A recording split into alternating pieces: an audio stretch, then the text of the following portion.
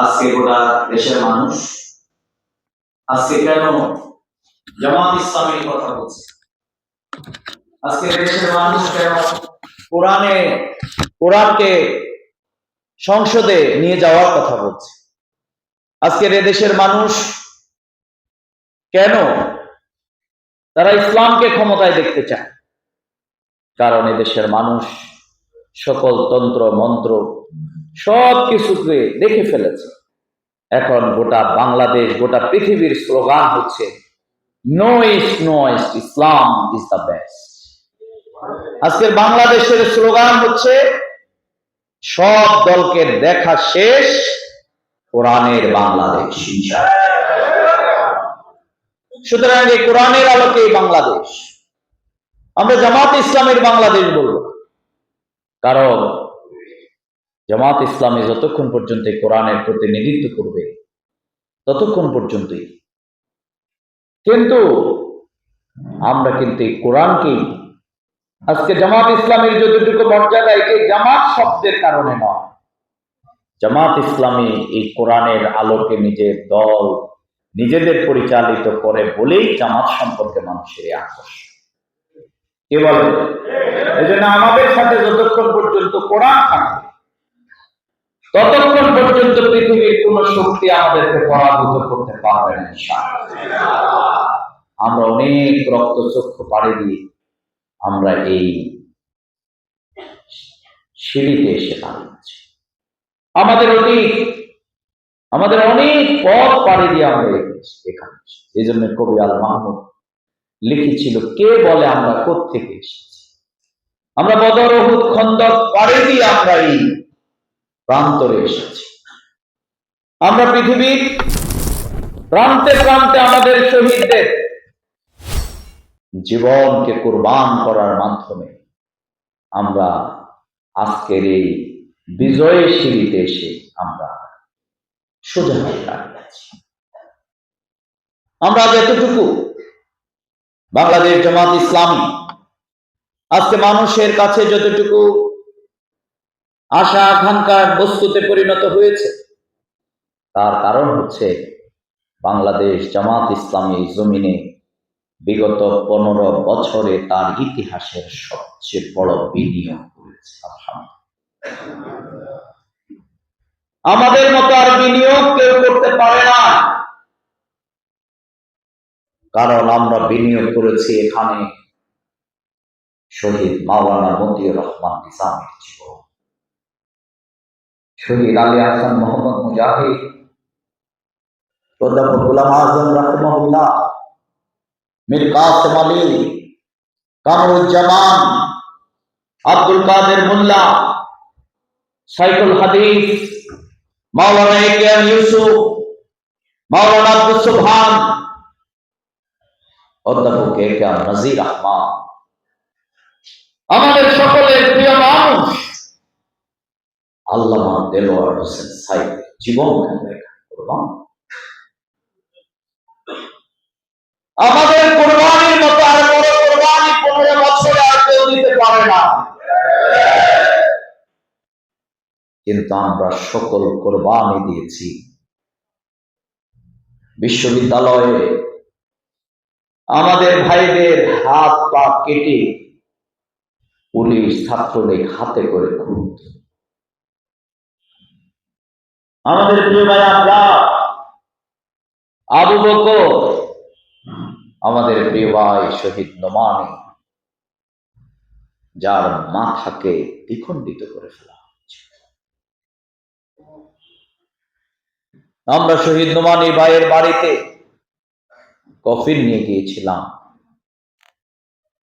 কিন্তু নোমানী ভাইয়ের মা বাবাকে আমরা তার কফিনটা খুব ভালো করে দেখাতে পারি না।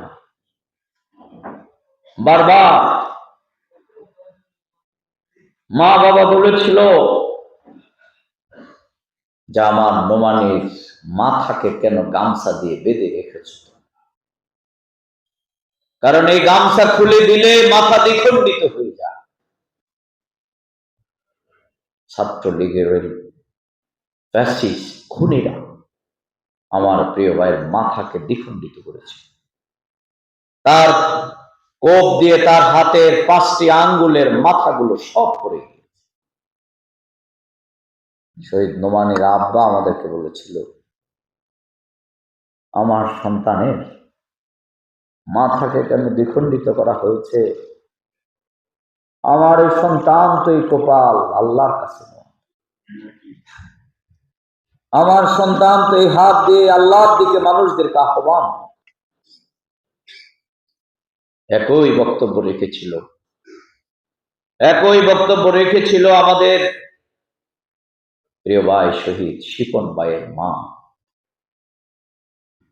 বারবার বলেছিল, বাবা, আমার শিপন তো কোরআনে হাফেজ ছিল, অনেক বছর থেকে তারাবির নামাজ পড়ায়, কিন্তু আমার শিপনের দাঁতগুলো তারা খুঁচিয়ে খুঁচিয়ে কেন ফেলে দিয়েছে, তার মুখে কেন তারা লাথি মেরেছে?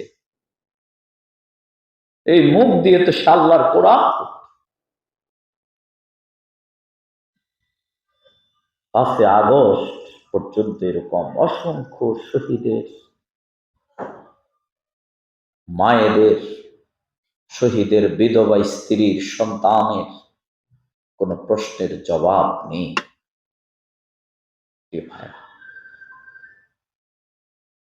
আমরা আমাদের এগুলো যেমনি আমাদের বেদনা, কিন্তু আবার বিরাট বিনিয়োগ করার মাধ্যমে আজ বাংলাদেশ 2006 সালের 28 অক্টোবর আমরা আমাদের পথ হারিয়েছিলাম। আমাদের প্রতিবেশী রাষ্ট্র এই বাংলাদেশকে নিয়ন্ত্রণে নিয়েছিল,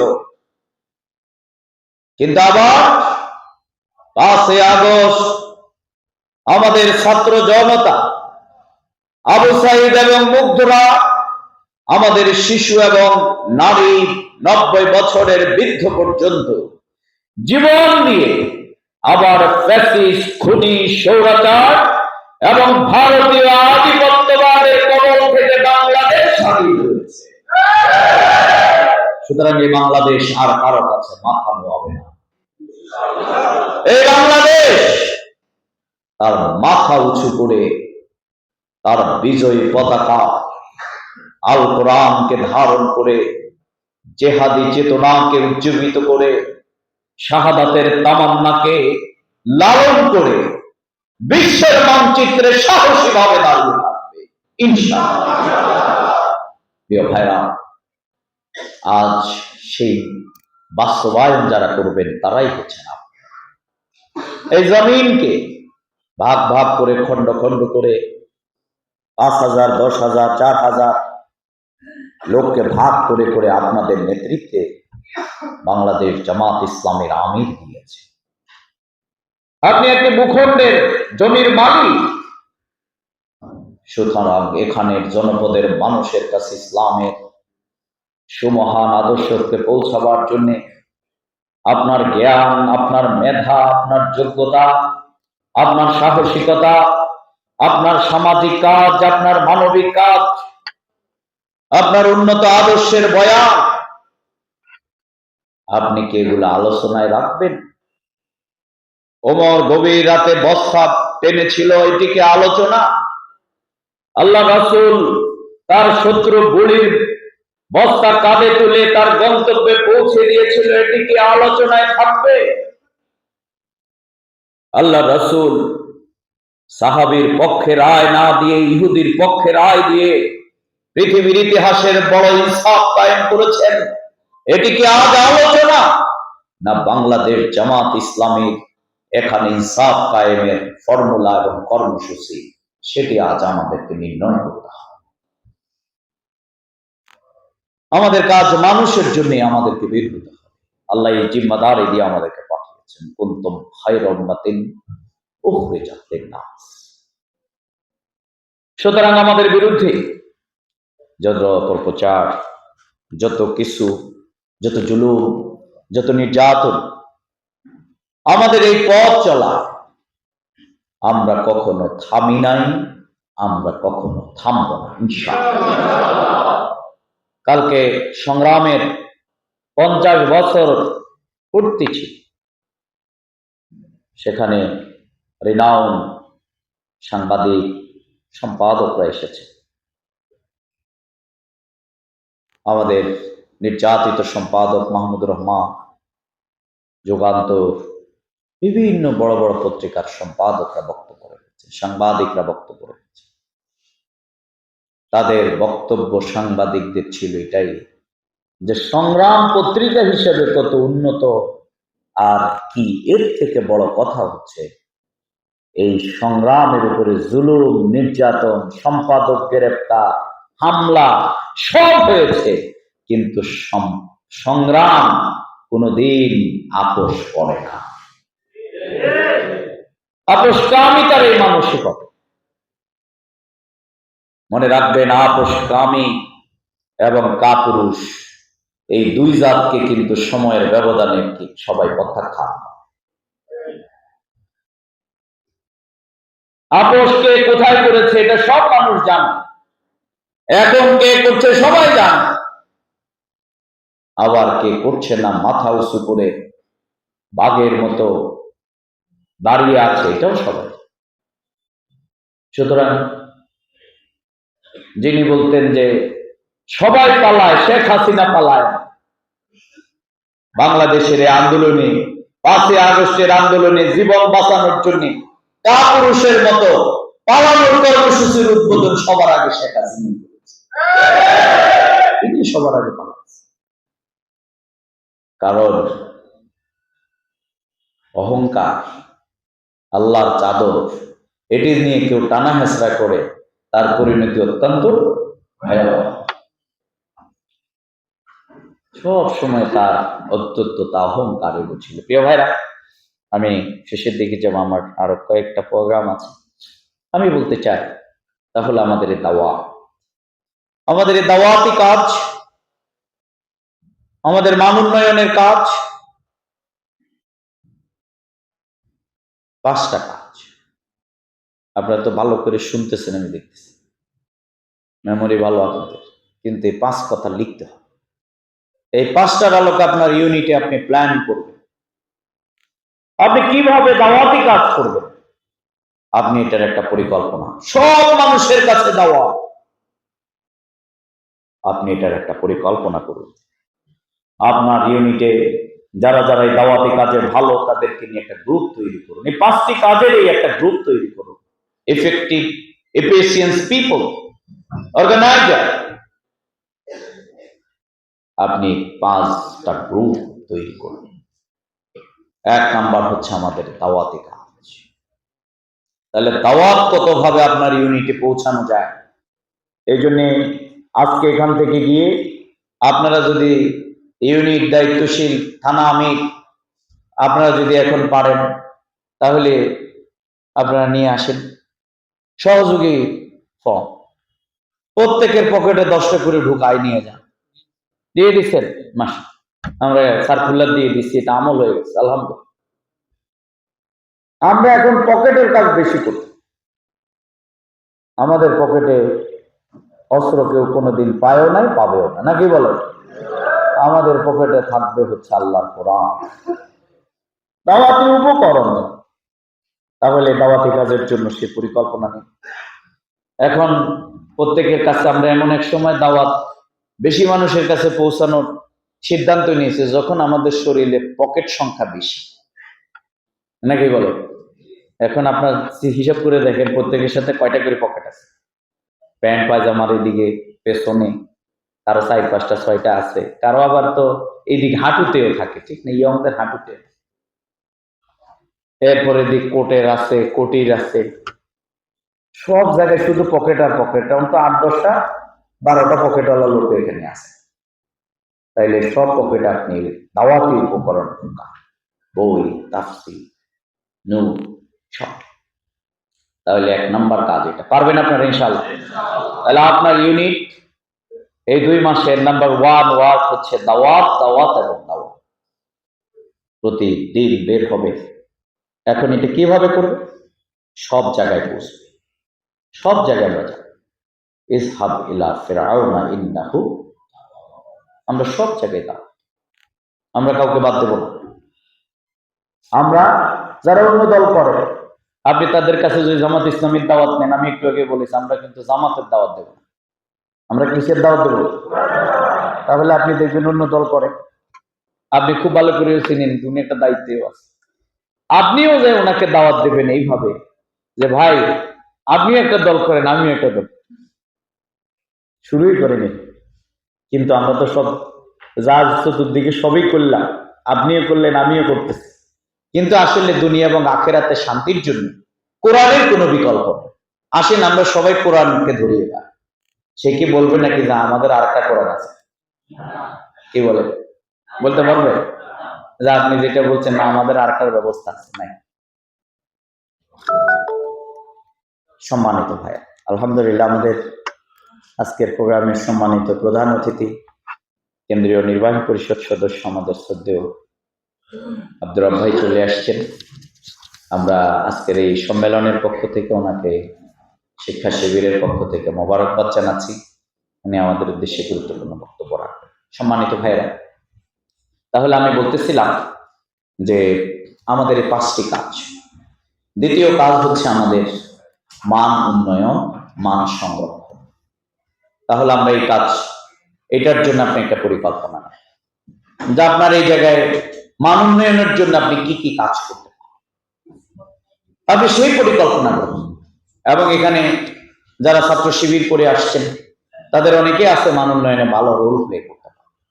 তাহলে প্রিয় ভাইরা, সেই কাজটির জন্য আপনি কার্যকর উদ্যোগ গ্রহণ। তৃতীয় হচ্ছে আমাদের তারবিয়া, অর্থাৎ যেটাকে আমরা বলি প্রশিক্ষণ। আওয়ামী লীগ সকল রেঞ্জে কিন্তু আমাদেরকে আগিয়ে দিয়েছে, আমরা সকল ব্যারোমিটারে এগিয়েছি বিগত দিনে, কিন্তু একটা ব্যারোমিটারে আমরা পিছনে পড়েছি, সেটি হচ্ছে আমাদের প্রশিক্ষণমূলক প্রোগ্রাম। কি বলেন ঠিক না? কতদিন পরে অনেক ভাইকে যদি বলে সভ্যতারি প্রোগ্রাম, বলছে এটা কি রকম? ঠিক আছে না? বলছে সভ্যতারি প্রোগ্রাম কি রকম ভাই? এটা দিনে হয় না রাতে হয়? বুঝে না তিনি, কারণ তিনি সভ্যতারি পিরিয়ডে আন্দোলনে যুক্ত হন না। তাহলে এটা তো তার সমস্যা না। মসজিদে তিনি কোনো প্রোগ্রামে বসতে পারেন না 15 বছর, কারণ মসজিদে রুকু অবস্থায় আমাদের অনেক লোককে পুলিশ ধরে নিয়ে আসে। আগে দেখতো যে মসজিদে ঢুকলেও যদি পুলিশ ঢুকে তার দরজা দিতে বের হয়ে যাবে, তো বলছেন যে না দাঁড়াই থাকে। এরপরে যখন সে নিয়ত করে রুকুতে গেছে তখন গিয়ে ধরে নিয়ে আসে। আমরা এই ইতিহাসে তো দেখেছি। তো সুতরাং আমরা এই জায়গা থেকে বঞ্চিত ছিলাম। এর জন্য আমাদের এই প্রশিক্ষণমূলক প্রোগ্রামের জন্য আপনি ইউনিটে এই তৃতীয় কাজ হলো আপনি সেটা কার্যকর উদ্যোগ গ্রহণ করবেন। পারবেন ইনশাআল্লাহ? তৃতীয় হচ্ছে সম্মানিত ভাইরা, চতুর্থ আমাদের সামাজিক কাজ। আমাদের মানুষের সাথে হৃদয়ের যে বন্ধন আমরা তৈরি করতে চাই, অর্থাৎ যে সেতু বন্ধন যেটার মাধ্যমে তার সাথে প্রথম শুরু করতে, তার দরজা খোলাইতে চাই, সেটি হচ্ছে আমাদের এখানে মহানগরীতে lot of words we have. আমাদের servicing.com, আমাদের ব্লাড, আমাদের মেডিকেল সার্ভিস, আমাদের অ্যাম্বুলেন্স সার্ভিস, আমাদের অসংখ্য সার্ভিস কিন্তু আলহামদুলিল্লাহ। আমরা সেদিন বিদেশি মেহমানরা আসছিলেন, আমাদের একটা ডেলিগেটসদেরকে আমরা যখন আমাদের এই মহানগরী উত্তরের সব সার্ভিসগুলো আমরা দেখলাম, তারা খুবই স্টেজ হয়ে গেলেন যে এইরকম বাংলাদেশ জামাত ইসলামীকে আমরা মনে করেছিলাম যে শুধু তারা মিছিল মিটিং আর মারামারি, কিন্তু আপনারা এত ক্রিয়েটিভ ওয়ার্ক করেন এবং তারা আমাদেরকে অনেকগুলো ফর্মুলা আমাদের এখান থেকে তারা নিয়েছে, আবার তারাও আমাদেরকে কিছু সাজেশন দিয়েছে। আলহামদুলিল্লাহ। তো এখন আমি যদি বলি যে আমাদের অ্যাম্বুলেন্সের নাম্বার কার কার মোবাইলে আছে, দেখে হাত তোলে। অর্থাৎ আমাদের যে অ্যাম্বুলেন্সের একটা নাম্বার আছে যেখানে ফোন দিলে অ্যাম্বুলেন্স সার্ভিস পাওয়া যায়, দেখে কার কার মোবাইলে এই নাম্বারটা সেভ করা আছে, হাত তোলে। ওই থানা মিশাতে নিজে দেখে, কারণ আপনার মোবাইলে সবচেয়ে দামি দামি সব নাম্বার আছে, কিন্তু আমি এখন যেটা বলতেছি এটা সবচেয়ে গুরুত্বহীন একটা নাম। আপনাদের এলাকায় যে ডাক্তার বসে তার নাম্বার কার কার আছে, হাত তোলেন দেখি। আপনার এখন মোবাইল টোবাইল টিপবেন না, কিন্তু এই দিকে তাকান। আজকে যদি মহানগরী আমির এখানে আসতো ভাগ্যিস, তাহলে বুঝতে পারবেন খুবই দুর্ভাগ্য। তাহলে আমরা কি বলি আর আপনারা করেন? ব্লাডের নাম্বারটা কার কার আছে? যে কোনো লোকের ব্লাড লাগলে এই নাম্বারে ফোন করলেই তারা যে কোনো জায়গায় আপনাকে ব্লাডটা পৌঁছাইবে। দেখে কার কার মোবাইলে ব্লাডের নাম্বারটা আছে? কয়জন? লম্বা করে আপনার দাঁড়ান। এই যে একটু বেশি আছে, দেখি দাঁড়ান তো ভাই। এই হলো আমি সাহেব আপনার তৃণমূল পর্যায়ে আমাদের কার্যক্রম, যেটার জন্য আমরা কোটি কোটি টাকা খরচ করছি, অথচ এটা রিফ্লেক্টটা হচ্ছে এরকম। আমাদের ডিপিসি অর্থাৎ যে সার্ভিস আমরা দেই, বাসা থেকে ব্লাড মলমূত্র এগুলো নিয়ে আসে, করোনা কালীন থেকে আমরা এটা শুরু করছি, থেরাপি দেয় বাসায় গিয়ে। এই নাম্বারটা আছে কার কার কার কার কাছে? অনেকে মনে করতেছে যে এটা সে শুনছে, আসলে কারো কারো চোখ বের হয়ে আসতেছে, কারণ সে প্রথম শুনছে। আমি আর কোনো বক্তৃতা অত করতে চাচ্ছি না, মন খারাপ হইলে মানুষ যা হয়। আমার আরো কয়েক মিনিট সময় আছে, এগুলো সব আগ্রহ খুবই কষ্ট পেল। এই হলেন আপনারা। তাহলে আমরা যে জায়গার ব্যাপারে আপনারাই তো এই জনশক্তির মূল পরিচালক। আমাদের একটা কার্ড আছে, যে কার্ড দিয়ে 65টা হসপিটালে, যে কার্ড দিয়ে দেওয়ার সাথে সাথে আমাদেরকে পার্সেন্টেজ কমায় দেয়। এদের সাথে আমাদের এই কার্ডটা সম্পর্কে জানেন কারা?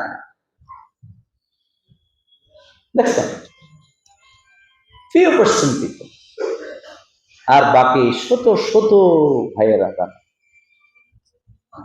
তাহলে আসলে আমরা বলি কি?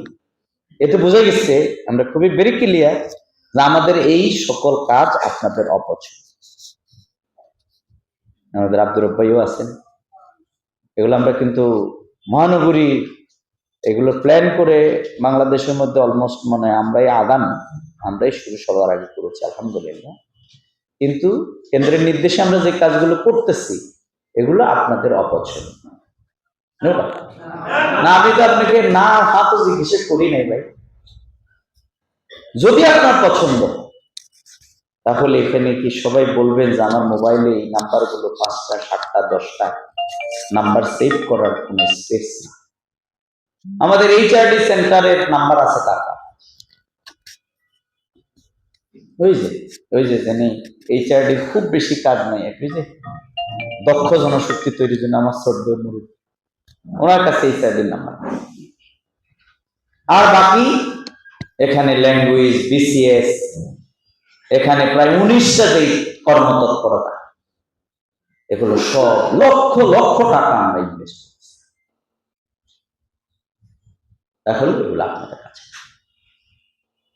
তাহলে ভাই খুবই ক্লিয়ারলি বোঝা গেলে পঞ্চম চতুর্থ পয়েন্ট আমি আলোচনা করছিলাম, যেই কাজের মাধ্যমে আমরা সর্বত্র পৌঁছতে চাই। দরজায় গেলেন যে ভাই আপনি কি জন্য আসছেন, আপনি বলবেন আমি জামাত ইসলামী দাওয়াত, আস্তে দরজা পৌঁছছে যে আমি আপনার কথা শুনলাম না। এটা ঢাকা শহর, এটা গ্রাম না। কিন্তু ভাই আপনি আসছেন কি জন্য? আমি ভাই আসছি আমাদের এখানে এই ব্লাড সার্ভিস, ডিপিসি, থেরাপি দিই আমরা। কেউ মরে গেলে টাকা না থাকলে আমরা ফ্রি অ্যাম্বুলেন্স সার্ভিস দিই, অসুস্থ হইলে আমরা ফ্রি সার্ভিস দিই। আমাদের এইরকম এইখানে ডাক্তার বসে, এমবিবিএস ডাক্তার, এখানে আপনারা আসলে এইভাবে চিকিৎসা করানো যায়। এগুলো করলে কি প্রথম কথায় দরজা বন্ধ হয়ে গেল, আর আমি এতক্ষণ যা করলাম এগুলো কি শুনবে না দরজা বন্ধ করবে না? বলেন, সবাই বলেন। এতদিন শুনলেন না কেন? কেন শুনলেন না? আমাদের বক্তৃতা হয়ে গেছে এখন একটা কাম শুরু, মানে শুনতেই পছন্দ। এটাও কিন্তু আমাদের একটা আলাদা, তবে শুধু শুনতেছে, আপনার কোনো আমল নেই। মহানগরী আমিরের বক্তৃতা যদি আপনি দেখেন, সবচেয়ে বেশি ওনার বক্তৃতা এই সামাজিক কাজকে এমফাসাইজ করা, তার সাথে আমরাও বলি। কিন্তু আজকে একবারে হাতে কলমে আপনারা ধরা খাইলেন যে আপনারা এই থানা না, শুধু এরকম আরো অনেক থানা পাওয়া যেত, কাবু করে আজকে আমাদেরকে ধরছি। আপনারা আমাদের এগুলো কিছুই জানেন না, কিছুই তৎপরতার সাথে জড়িত। তাহলে আজকে কিন্তু আমি সাহেব, আপনি এই সব নাম্বার এগুলো ওনাদের মোবাইলে, কেউ কাগজে লিখতে পারবে। কথা থেকে বুঝে গেল কিনা? সবাই এখান থেকে যদি 10 মিনিট লাস্টের লাগে, 15 মিনিট লাগে, 20 মিনিট লাগে, সবাই নাম্বারগুলো সেভ করে তারপরে রাজি হয়েছেন।